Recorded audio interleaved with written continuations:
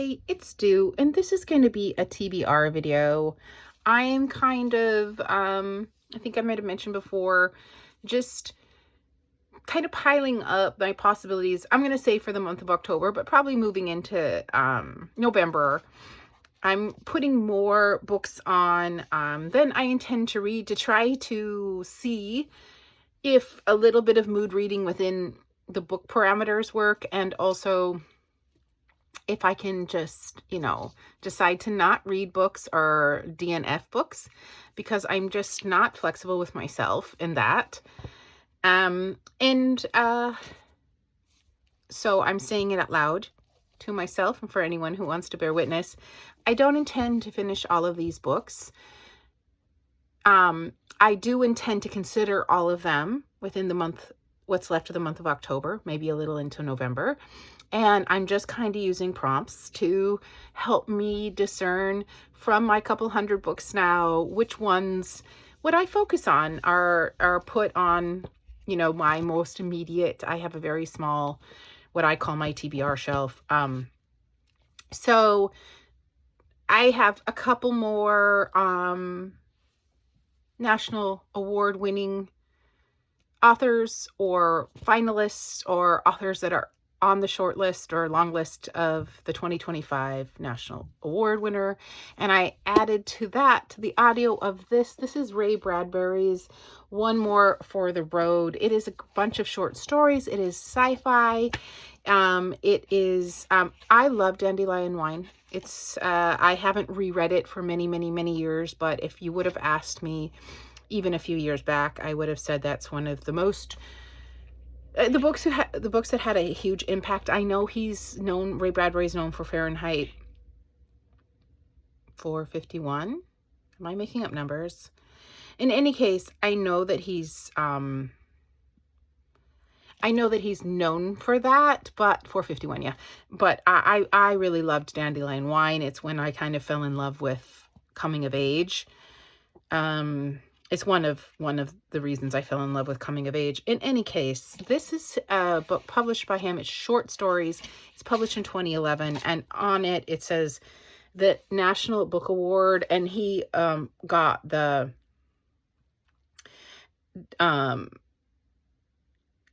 distinguished contribution to American Letter. So he got like the big award, and I love this cover.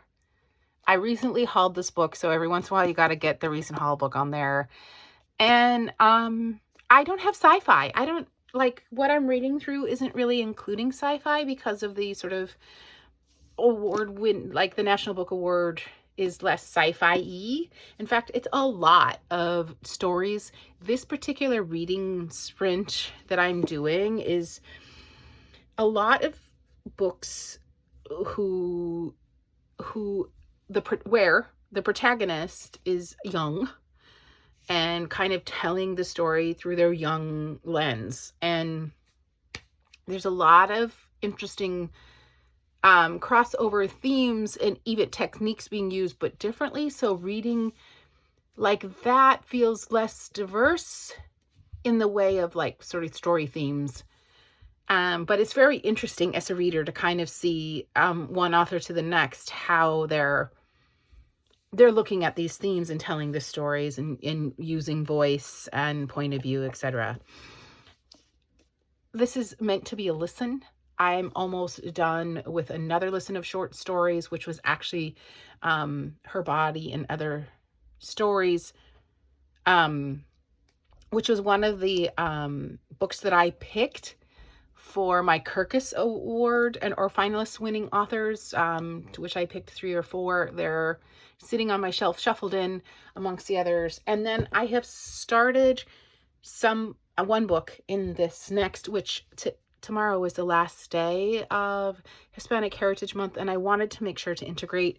I have a lot of Hispanic, Latin American, Latine authors. I have quite a bit in translation. I even have some in Spanish. I'm reading with a friend in Spanish now, but I'm not really putting myself to like my daily reading in Spanish. It's all done in English. So everything I picked is the English version. The book that I started was Isabel Allende's The Infinite Plan.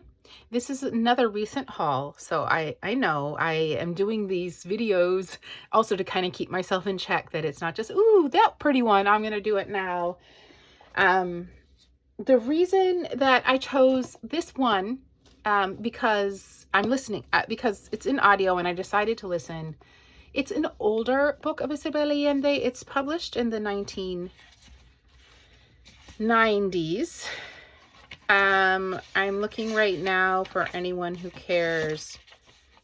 Well, and also I need to tell you the translator, because this book has been translated. Yeah. By Margaret Sayers Peden is the translator, and the publication date is 1991. So this is a very old book. This is kind of more towards the beginning of Isabel Allende's career. I'm already seeing things that just didn't age well. And I'm also seeing other themes that are very prevalent even till today, these 30 nearly years later. So I picked this Isabel Allende because I have several Isabel Allendes, because I have a friend who also very recently hauled the Spanish version, and we're going to do sort of a buddy read. I'm choosing to listen to it in English, but this friend likes to read out loud in Spanish as they're learning the Spanish language, so I will probably be reading this work in its original language and listening. I started listening today on my bus commute. The other in translation author that I picked is Paulo Coelho, and he's Brazilian, and that's, Latin American Heritage Month. Part of the reason it isn't called Hispanic Heritage Month, This is a novella, and this is by the River Piedra. I Sat Down and Wept. I also have several Paulo Coelhos. I've read several Paulo Coelhos. I read Paulo Coelho in English and in Portuguese. This is the translated version, and the translator is Alan R. Clark. And if I know Paulo, this is a love story, and I think actually because of all of the kinds of reading I've been doing recently, I'm in the mood for a bit of a love story. I was so excited to find The Dirty Girls Social Club by Elisa Velez Rodriguez. This is a Chicana, if you'll forgive the use of the term, a Mexican American, I believe born in she lives in Albuquerque, New Mexico. The last book I read was very LA. It was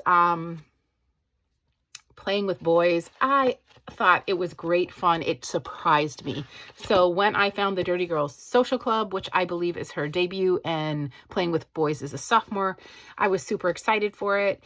And so this is written in English, and it's a story of people, multiple points of view like the last one. Yeah. I don't know the setting. I'm thinking LA again. The last one was LA and Texas. It went back and forth, and I appreciated that too, as far as sort of like the diaspora Chicana, people whose families were here before the border got moved, and or who moved after the border got moved, etc. This book and this book, I think, are published in similar years. And I'm saying all of this because I had to make decisions. I didn't want to read, if I could find, I wanted some diversity in publication date too, because I kind of wanted to experience, no, this is 1994. So this, my friends, is an older book. It's going to go in the same, why did I think this is one of Coelho's more recent ones? Yeah, it's definitely 1994. Let me make sure. Yeah. Sometimes the English publication is quite a bit later, but that's what I'm seeing here. In any case, this is one of the older books. This one is still older. So because I thrift or find books for free, I'm not necessarily finding recent books, but it does matter to have, for me, in a kind of a reading span, that I'm not just reading. Well, what I was looking for was diversity and also the publication date, as well as male and female authors, as well as hopefully themes, because I'm kind of really excited to be reading similar themes and ready to not be reading similar themes. So this was 2003. Then we have in translation. This is a Colombian author. This is The Secret History of Costaguana. This is a book in translation as well, as I had said. So I'm going to find the translator's name. It's Anne McLean. And this is historical fiction. Normally, Isabel Allende is like the historical fiction writer, and I expected this to be historical fiction. It's a little less historical fiction. I listened to her talk about before writing this book, and this is sort of like the fictionalized story of one of her husbands, or a husband. I guess I didn't listen that carefully, but yeah, that's what's going on with this book. It reminded me, like when I was listening to that, I thought a lot about this book, which I just finished, and her contemplation, her quote from this book that Toni Morrison. So I'm paraphrasing a source of a source, that writing about a real person's life is like the ultimate plagiarism. And I found it was interesting to hear Isabel Allende say, well, she changed all the facts, but the psychological and emotional experience was there. And this is her attempt to write a male protagonist. Huge digression, because I want to talk now about The Secret History of Costaguana. This is historical fiction in almost like the classic sense of historical fiction. This is taking a historical figure and imagining this historical figure's life. 1924 is the time period that we're in this book. Latin America, like Panama.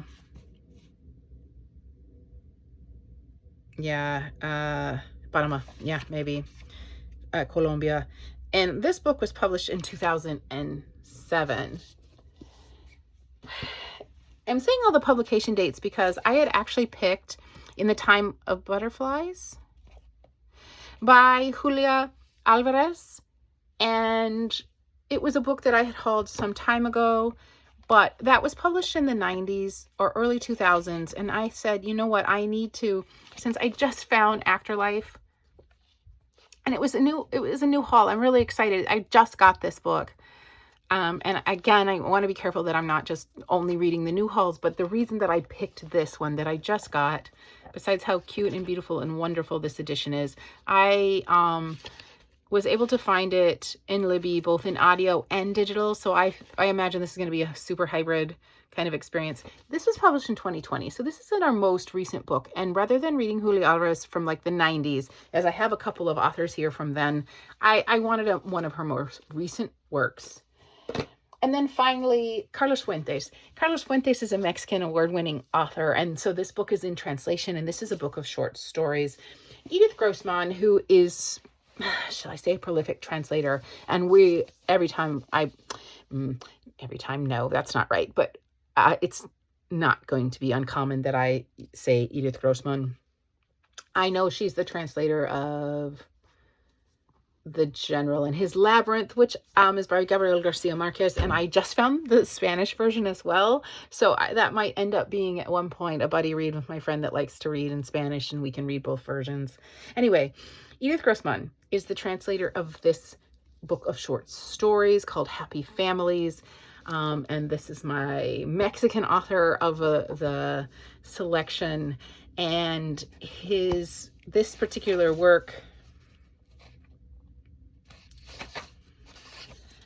is published in 2006, in Spanish in 2008, the translated version. So yeah, we got some from the 90s, from the mid 2000s, from the 2010s, and that one by Julia Alvarez in 2020. I'm hoping that will bring the kind of diversity that I really like to experience when I'm going through a series of books. This is going to be predominantly Latin American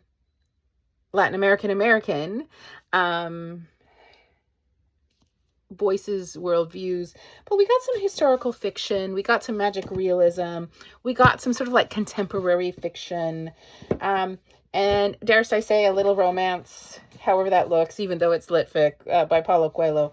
So I'm feeling pretty good. I think I think that's a great selection. And again, I'm adding it to the few books that are left of National Book Award or finalist winning authors, and books that were the Kirkus Prize winners or finalists. So my stack is hefty, as I said, but I now, as I was in National Book Award with so much of the like same theme, and definitely lit fic, I wanted to, make sure that all of the things that I was kind of planning on reading in the month of October were all put together so that I can do a little bit of mood reading, meaning just if I feel like I know a little bit about the book and I want a different synopsis, or just want to change it up a little, that I have the opportunity to do that. So for the next few weeks, all of the books that I've just mentioned through the list and the ones I've just shown you are my TBR, and I guess we'll all just see how it goes on my weekly review videos.